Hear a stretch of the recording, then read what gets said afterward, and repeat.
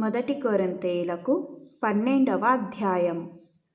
మరియు సహోదరులారా, ఆత్మ సంబంధమైన వరములను గూర్చి మీకు తెలియకుండుట నాకు ఇష్టము లేదు. మీరు అన్యజనులై ఉన్నప్పుడు మూగ విగ్రహములను ఆరాధించుటకు ఎటుపడిన అటు నడిపింపబడితిరని మీకు తెలియును. ఇందుచేత దేవుని ఆత్మ వలన మాటలాడువాడెవడును యేసు శాపగ్రస్తుడని చెప్పడనియు, పరిశుద్ధాత్మ వలన తప్ప ఎవడును యేసు ప్రభు అని చెప్పలేడనియు నేను మీకు తెలియజేయుచున్నాను. కృపావరములు నానా విధములుగా ఉన్నవి గాని ఆత్మ యొక్కడే. మరియు పరిచర్యలు నానా విధములుగా ఉన్నవి గాని ప్రభువు ఒక్కడే. నానా విధములైన కార్యములు గలవు గాని అందరిలోనూ అన్నిటినీ జరిగించు దేవుడు ఒక్కడే. అయినను అందరి ప్రయోజనము కొరకు ప్రతి వానికి ఆత్మ ప్రత్యక్షత అనుగ్రహింపబడుచున్నది. ఎలాగనగా ఒకనికి ఆత్మ మూలముగా బుద్ధివాక్యమును, మరి ఒకనికి ఆ ఆత్మను అనుసరించిన జ్ఞానవాక్యమును, మరి ఒకనికి ఆ ఆత్మ వలననే విశ్వాసమును, మరి ఒకనికి ఆ ఒక్క ఆత్మ వలననే స్వస్థపరచు వరములను, మరి ఒకనికి అద్భుత కార్యములను చేయు శక్తియు, మరి ఒకనికి ప్రవచన వరమును, మరి ఒకనికి ఆత్మల వివేచనయు, మరి ఒకనికి నానావిధ భాషలును, మరి ఒకనికి భాషల అర్థము చెప్పు శక్తియు అనుగ్రహింపబడి ఉన్నవి. అయినను వీటన్నిటినీ ఆ ఆత్మ యొక్కడే తన చిత్తము చొప్పున ప్రతి వానికి ప్రత్యేకంగా పంచి ఇచ్చుచు కార్యసిద్ధి కలుగజేయుచున్నాడు. ఏలాగు శరీరము ఏకమై ఉన్నను అనేకమైన అవయవములు కలిగి ఉన్నదో, ఏలాగు శరీరము యొక్క అవయవములన్నీయు అనేకములై ఉన్నను ఒక్క శరీరమై ఉన్నవో, అలాగే క్రీస్తు ఉన్నాడు. ఎలాగనగా యూదులమైనను, గ్రీసు దేశస్థులమైనను, దాసులమైనను, స్వతంత్రులమైనను మనమందరము ఒక్క శరీరంలోనికి ఒక్క ఆత్మయందే బాప్తిస్మము పొందితిమి. మనమందరము ఒక్క ఆత్మను పానము చేసిన వారమైతిమి. శరీరం ఒక్కటే అవయవముగా ఉండక అనేకమైన అవయవములుగా ఉన్నది.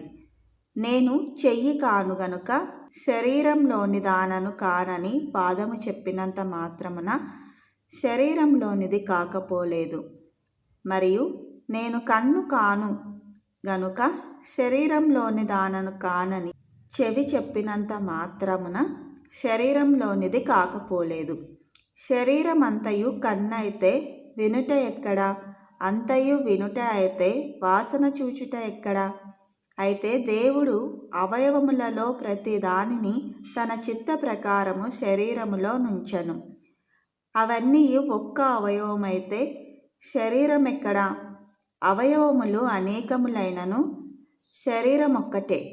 గనుక కన్ను చేతితో నీవు నాకక్కరలేదని చెప్పజాలదు. తల పాదములతో నీవు నాకక్కరలేదని చెప్పజాలదు. అంతేకాదు, శరీరము యొక్క అవయవములలో ఏవి మరి బలహీనముగా కనబడునో అవి మరి ఆవశ్యములే. శరీరములో ఏ అవయవములు ఘనత లేనివని తలంతుమో ఆ అవయవములను మరి ఎక్కువగా ఘనపరచుచున్నాము.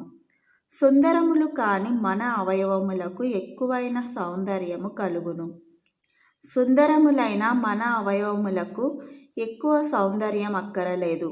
అయితే శరీరములో వివాదము లేక అవయవములు ఒకదానినొకటి ఏకముగా పరామర్శించులాగున దేవుడు తక్కువ దానికే ఎక్కువ ఘనత కలుగజేసి శరీరమును అమర్చి ఉన్నాడు. కాగా ఒక అవయవము శ్రమపడినప్పుడు అవయవములన్నీ దానితో కూడా శ్రమపడును. ఒక అవయవము ఘనత పొందినప్పుడు అవయవములన్నీ దానితో కూడా సంతోషించును. అటువలే మీరు క్రీస్తు యొక్క శరీరమై ఉండి వేరువేరుగా అవయవములై ఉన్నారు.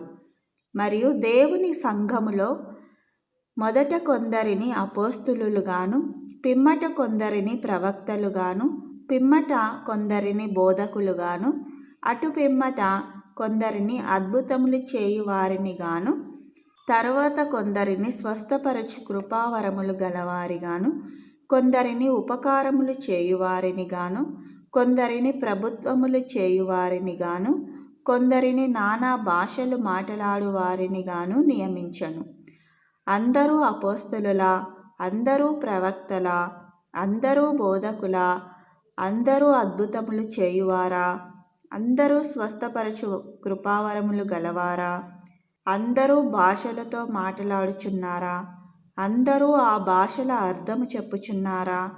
కృపావరములలో శ్రేష్టమైన వాటిని ఆసక్తితో అపేక్షించుడి.